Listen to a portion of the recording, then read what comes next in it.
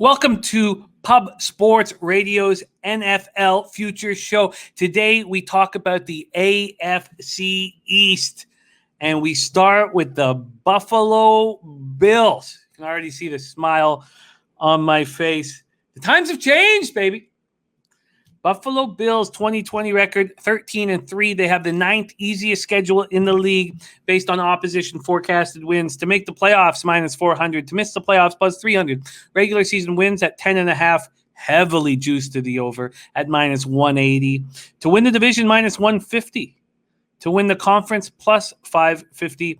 And to win the Super Bowl, +1100. Sean McDermott's 5th year at the helm, and what a hell of a job he has done. Offensive coordinator Brian Daboll, year 4. Defensive coordinator Leslie Frazier, year 5. Key acquisitions: Emmanuel Sanders from the Saints, Matt Breida from the Dolphins, Mitch Trubisky from the Bears, Marquez Stevenson, wide receiver drafted in the 6th round out of Houston, and Jacob Hollister, a tight end from the Seahawks, who will be a depth tight end behind Dawson Knox. They lose John Brown to the Raiders, speedster. Andre Roberts, they lose to the Texans, and Tyler Kroft, who is very expensive and slowed down by injuries, off to the Jets. The 2020 Bills captured their first division title since 1995, all the way to the AFC Championship game. Brandon Beane has done an amazing job building this roster since being hired in May 2017. The trade for Stephon Diggs last year, that's what a thing of beauty. And Sean McDermott, now 38-26 in 4 years in charge, and almost all of the team starters come back on both sides of the ball, returning to a 13-win squad. And they have talented young quarterback Josh Allen in the middle of it all. All these starters coming back, you have to think they could be even better this year.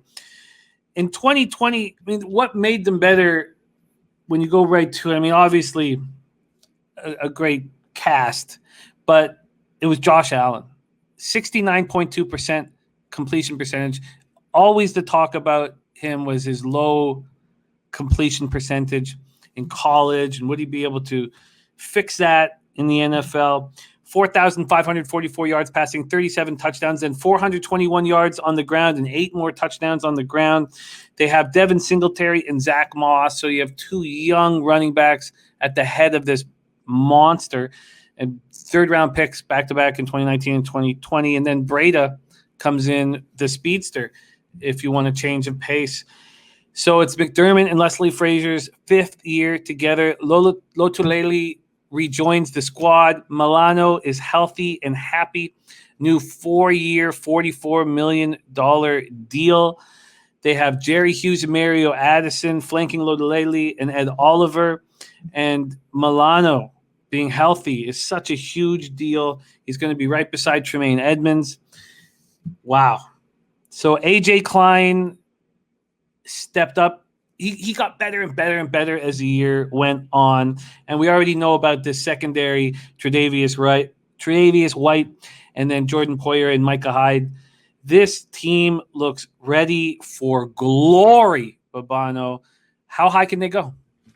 Very high, I think. They've just got everything you want, really. Just about. Where's the true weakness of this team? I guess pass rush, if you want to be picky, last year was a little bit weak for Buffalo. It was weak. There were times they didn't get enough. It's really what did them in against Kansas City in the AFC Championship game, because you have no shot at beating Patrick Mahomes on the road if you're not going to get pressure on him, and they didn't get any. And that was their issue, I think, at times last year. Other than that, this team, we know what they've got. They've got Josh Allen at quarterback, who's morphed into an elite quarterback the last year or two, coming off a career year. And I think he's going to continue to play at a very high level. Why? Because he has an elite play caller and offensive coordinator in Brian Daboll. That's why.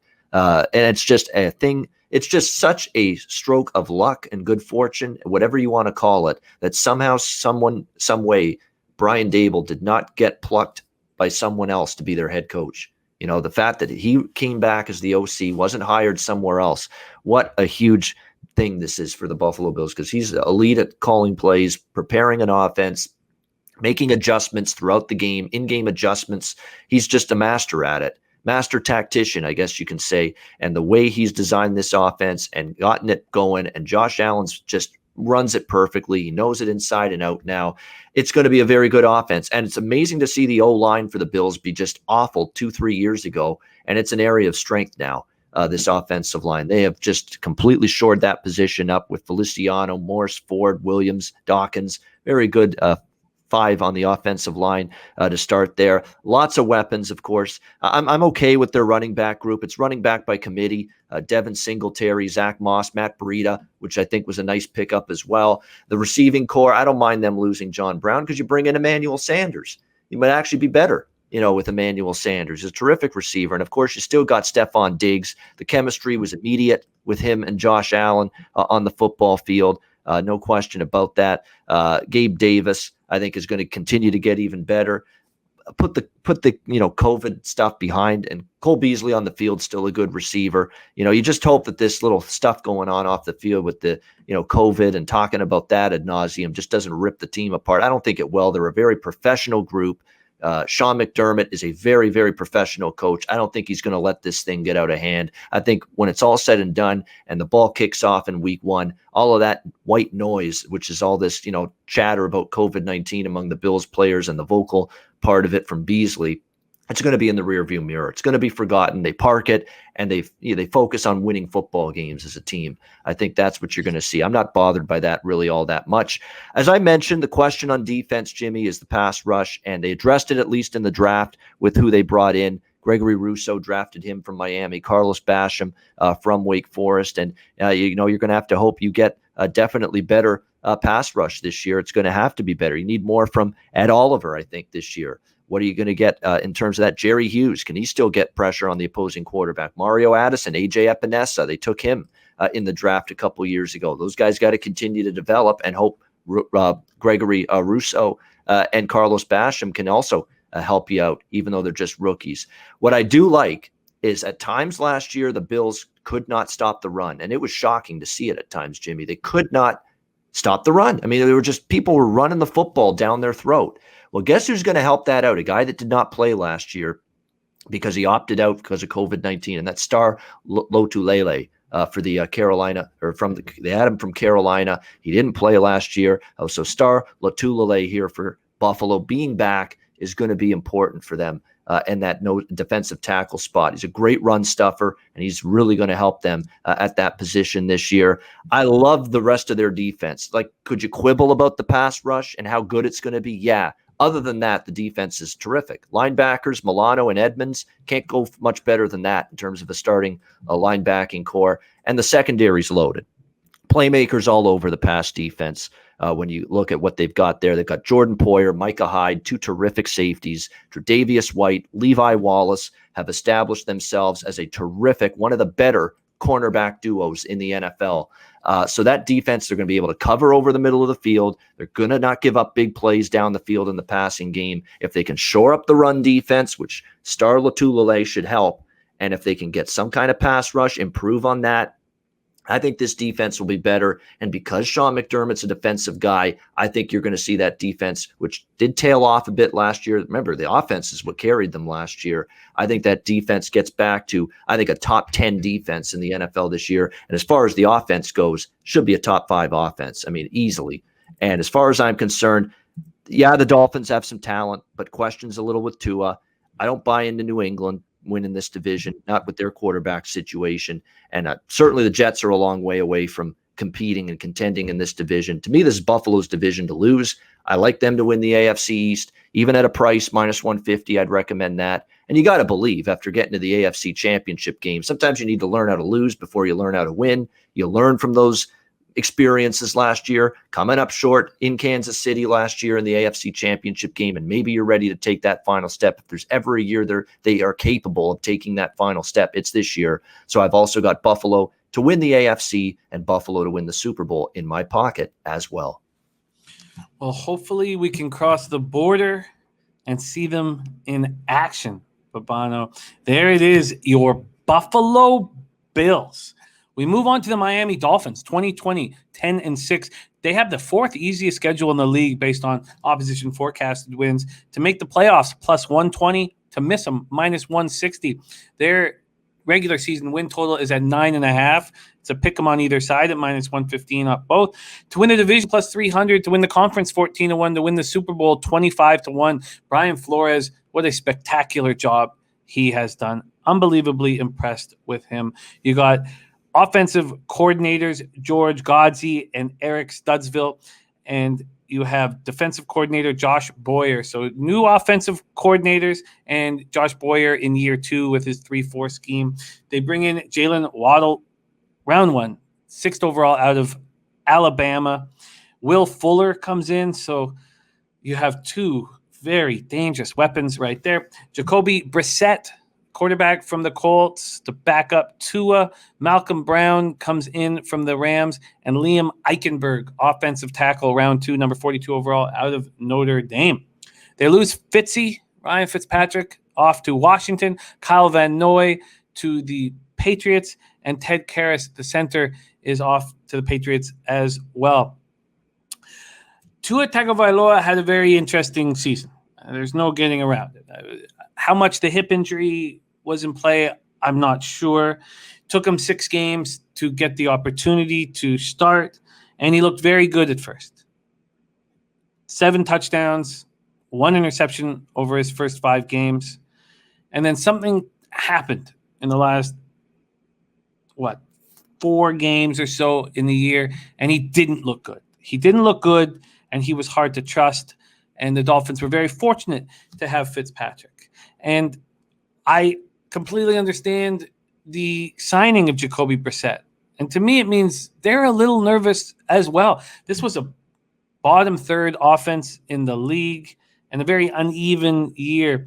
In those final 4 games, 6.3 yards per attempt. In the final 4 games, no completions over 40 yards and 5 interceptions. So you can blame, there's a lot to blame here. The offensive line was weak, and we saw the myriad of injuries that this running back group had to deal with. So there were things working against them. Then the Dolphins don't bring in any highly thought of running backs. Myles Gaskin returns as the main running back here.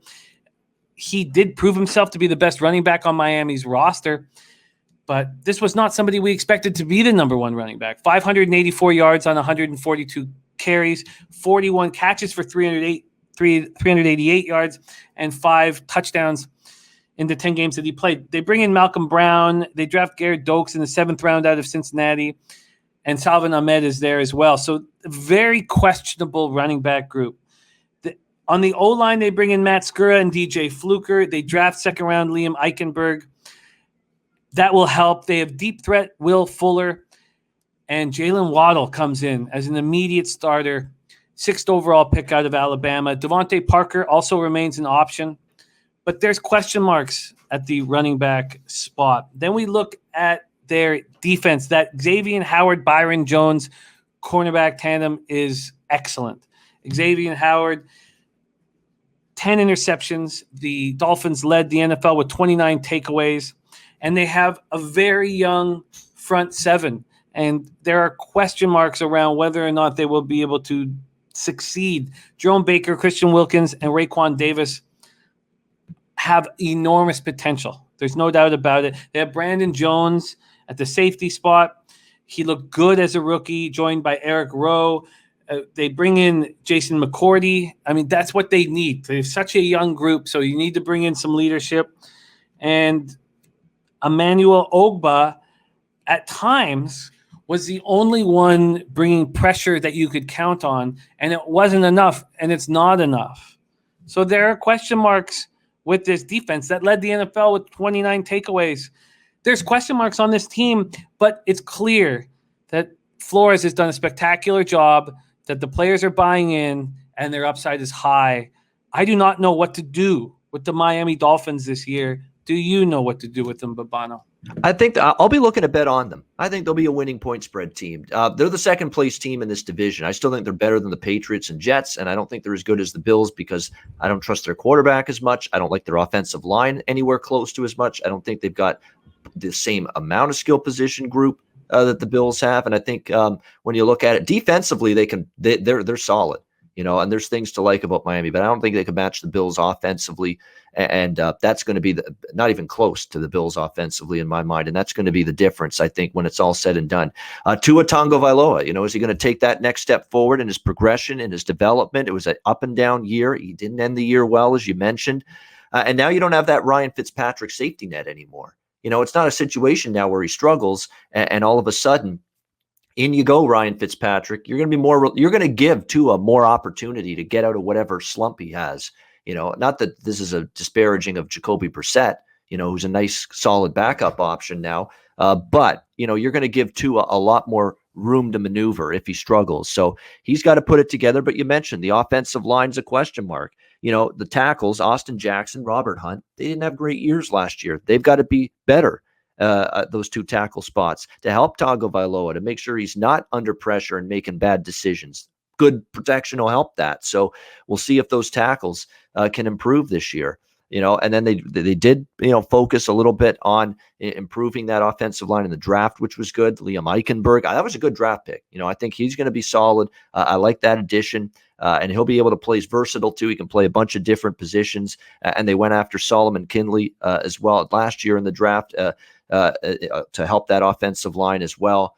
They have a lot of youth along that offensive line. So other than the center, Matt Skura, there's a lot of youth in that offensive line. So let's see if they make strides, but it's a huge question mark for me coming into the year. I didn't like that they didn't upgrade at running back either.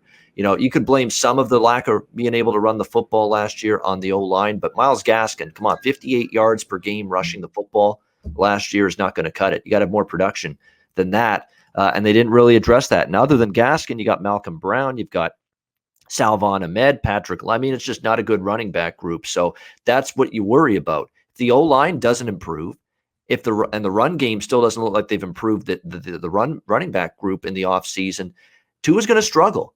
So it's really going to be important for that offensive line to improve for the Dolphins. The defense, I think, is definitely ahead of the offense, at least in my opinion, coming into this 2021 year. There's definitely some parts of this defense to like. The pass rush at times, they didn't get to the quarterback, but Jalen Phillips, they're going to have to hope he's that guy. That's why they went and drafted him. Let's see if he can be that impact dominant force to disrupt the line of scrimmage and get after quarterbacks.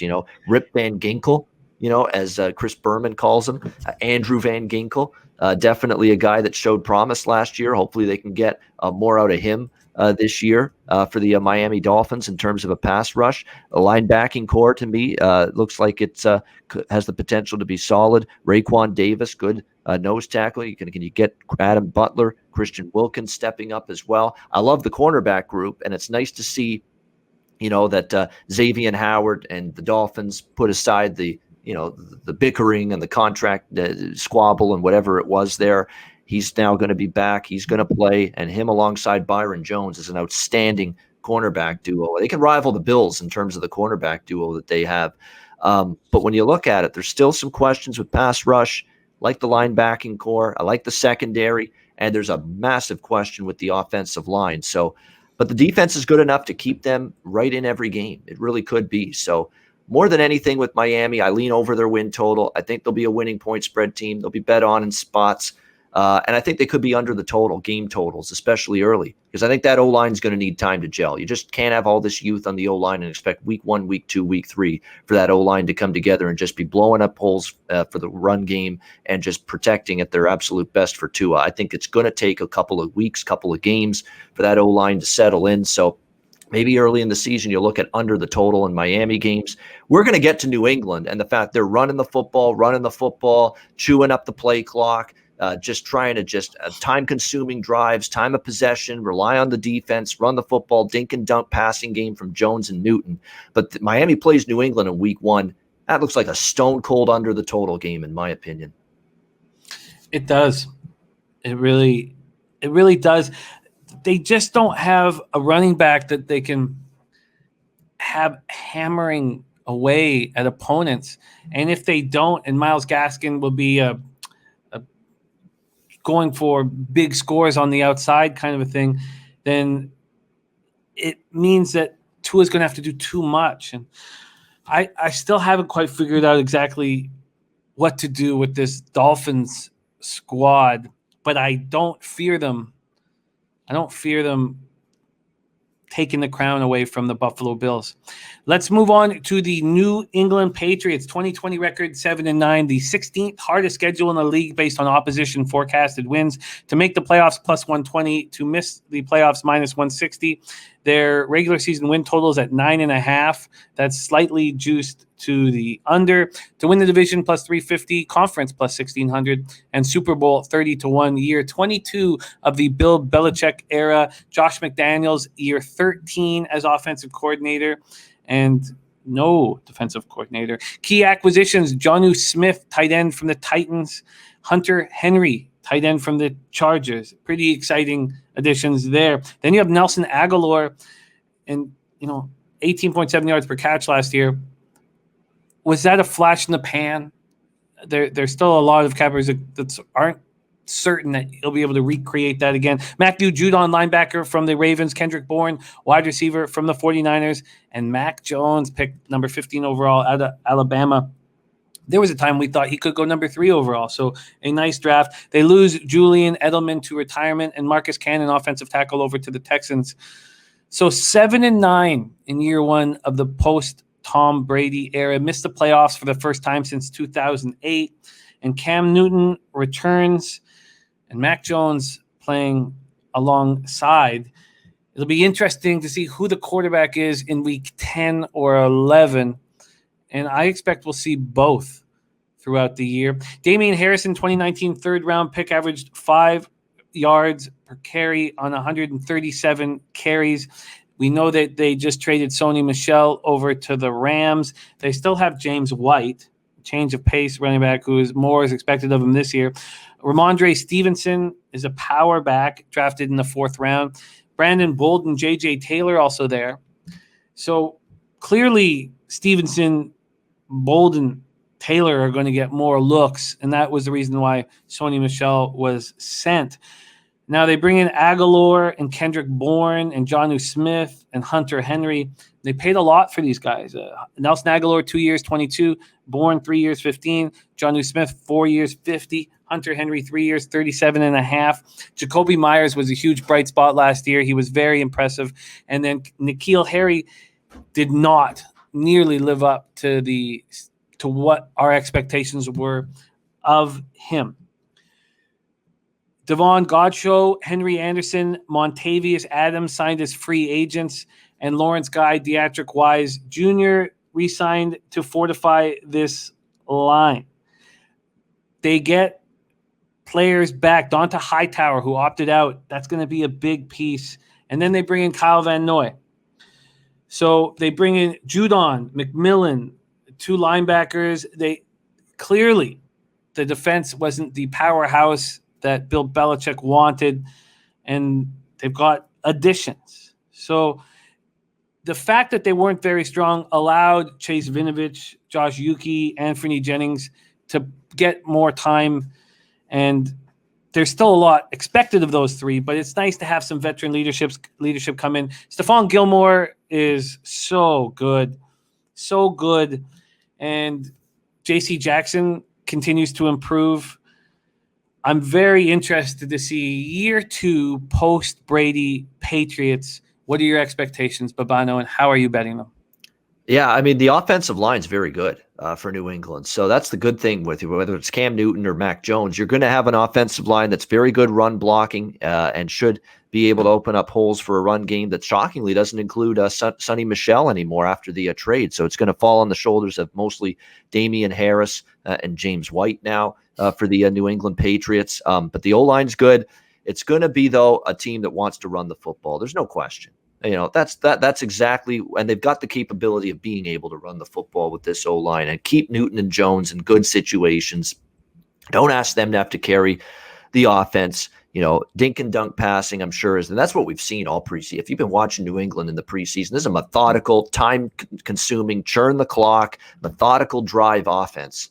Very slow paced, run the football heavily, don't really push the ball deep down the field too often.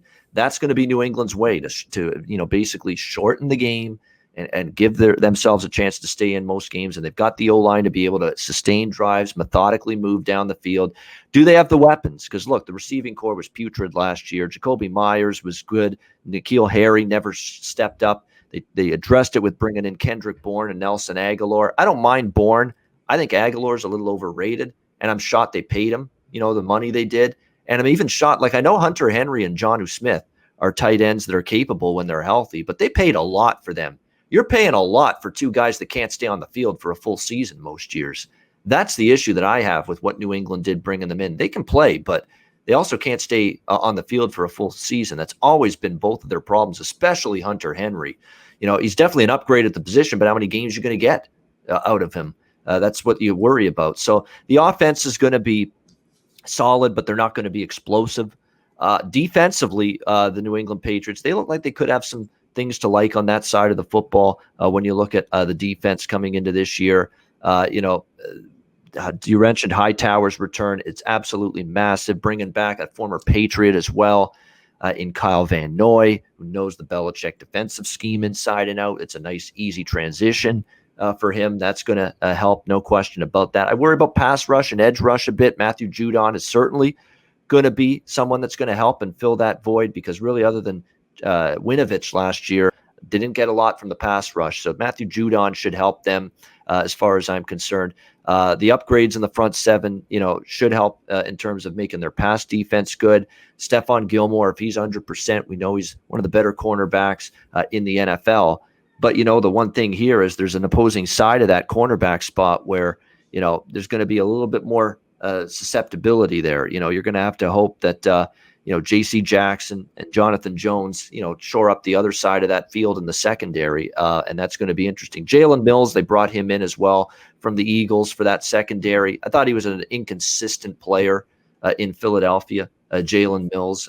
So maybe Belichick's coaching is going to make him a little bit more consistent. One snap to the next, one down to the next. We'll have to wait and see. More than anything with New England, because I like Buffalo and I like Miami. I think Miami's further ahead than New England in the division a little bit. At the win total 9.5, they won 7 last year.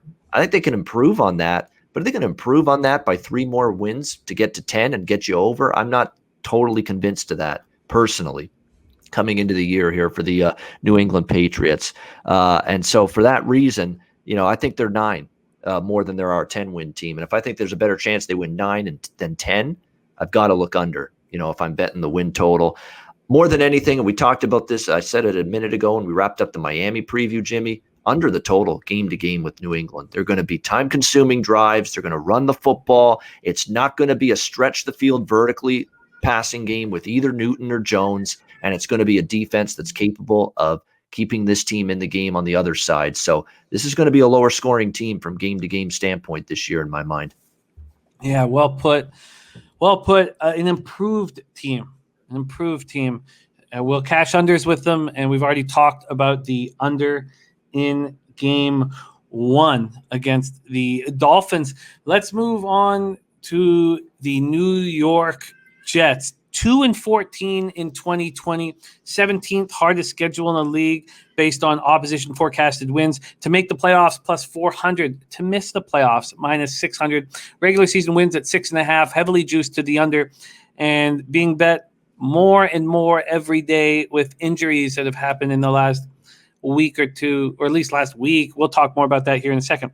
To win the division, 20-1, conference 50-1, Super Bowl 80-1. Robert Saleh in his first year at the helm, and injuries have really hurt this first year for him on the defensive side of the ball. Defensive coordinator Jeff Ulbrich, 4-3 scheme. Offensive coordinator Mike LaFleur, all 3 in their first season at the helm. Zach Wilson, the very key acquisition, new face of the franchise. Corey Davis from the Titans. I was so excited about Corey Davis when he was drafted, and just disappointed until last year. 984 yards. Finally, something out of Corey Davis. Elijah Moore, round 2, number 34 out of Ole Miss. Michael Carter, round 4, number 107 out of North Carolina. And Tevin Coleman, from the 49ers, someone that Robert Saleh knows very well. They lose Sam Darnold. Frank Gore is a free agent, led the team with 653 rushing yards last year. And they lose Brashard Perryman to the Lions. So they bring in Saleh, LaFleur. They draft Zach Wilson. And Joe Douglas has given them weapons. This offense is going to be much improved. Jamison Crowder, already there. And then they bring in Corey Davis and Keelan Cole. They have second rounders for the last 2 years in Denzel Mims and Elijah Moore. That's covered. Their running back situation is questionable. Ty Johnson, Tevin Coleman, Michael Carter, the rookie, come in. We'll have to see. I'm sure it's going to be improved from last year, but how good will it be? Their offensive line should be strong. We know that Mekhi Becton, when he's healthy, is very, very good. And now they have first-rounder Elijah Vera Tucker, who will be right beside him. So a 2021 first-rounder and a 2019 first-rounder. So we know that the left side of the offensive line is set. Jared Davis, the linebacker. So this is the problems with their defense right now. Jared Davis is going to miss 2 months.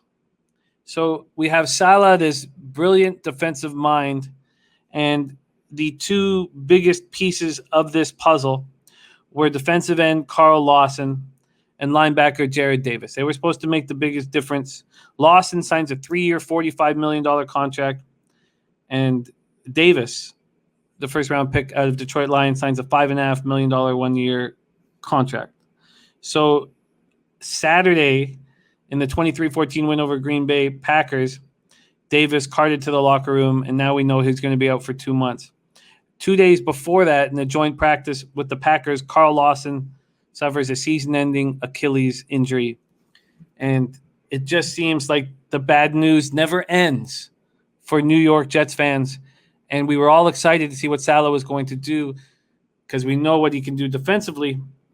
And now he loses two huge pieces. So a lot of question marks here with this Jets squad. How do you plan on betting them in 2021? Babano, take it away. You know that phrase, short-term pain for long-term gain? That's the Robert Saleh hire. You're going to see long-term gain with the New York Jets with this hire. You ain't going to see a damn thing this year from it, though. It's going to be a tough year, unfortunately, I think, for the New York Jets. I mean, their secondary is hideous, and I think it still is. I mean, I think that pass defense is still a massive issue for them, but at least you had a pass rush that you thought was going to be much improved this year that you were going to rely on. Oh, then Carl Lawson goes down. Oh, and then Jared Davis gets hurt. And now all of a sudden there's not another proven edge rusher on this team or another guy that's proven to get pressure on opposing quarterbacks. And now your secondary is going to be alone on an island, and now there's no guarantee you can get after quarterbacks now. That's a concern for that defense. Now, look, this guy did a terrific job in San Francisco. Long term, he's going to get this team, I think, back into the mix again and be a contender, be a winning team again. I think he's the guy that will do it. Will it happen this year, though? I can't see it. I can't see it because I think they're still further behind New England. They're still further behind Miami. They're obviously way behind Buffalo. I mean, it's just a tough division to make inroads in right now. And Zach Wilson, I know people are thinking really good things about him, and they're admiring the preseason start that he's had. The Green Bay Packers didn't have a single starter on defense playing last week. We need to calm down just a little bit about how good Zach Wilson played in that game. I mean, we got to see it in a regular season game. I'm not saying it's not going to happen, but let's see it in a regular season game. Let's see it when he's up against starting defenses that are blitzing, on a more than, regular occasion. Let's see what he's doing then. And let's see what he can do with this offensive line because, they had to upgrade it. And they're going to obviously hope that, Elijah Vera Tucker is going to be a good addition. But the interior of that line with Van Roten and Lewis and, Connor McGovern, I think not exactly. There's a lot of centers I like in this league. I don't think he's one of them. So to me, you got issues there along the offensive line for the New York Jets. The skill position group's been a mess. All the last couple of years. Perriman never panned out. They just haven't had a lot of weapons. Jamison Crowder's good. I like him. But can he stay healthy? That's been an issue. Keelan Cole, bringing him in from Jacksonville. Can they get Braxton Berrios showed signs, the Miami product, but can you get it year in and all season long from him is a question. Elijah Moore was a nice pick out of Ole Miss. So there's hope there, but it's unproven hope. for that wide receiving core for the New York Jets. And as I mentioned on defense, it's going to be important that the guys that really have to play well, Bryce Huff, you got to play well. Quinnen Williams, who's actually one of the best, I think, players on that side of the football for the Jets. He's got to be a massive impact for this defense. You got to hope C.J. Mosley is healthy most of the year and can get back to kind of the way he played in Baltimore a few years ago at the linebacker spot. The secondary, like I said, I mean, it's just not very good. I mean, Marcus May, LaMarcus Joyner, it's an average safety group. Bryce Hall, Bless Austin, lots of youth, lots of inexperience. And again, that secondary was going to struggle anyway, but at least with Carl Lawson and Davis before their injuries, you were going to have a pass rush that's going to mask the secondary, help it out.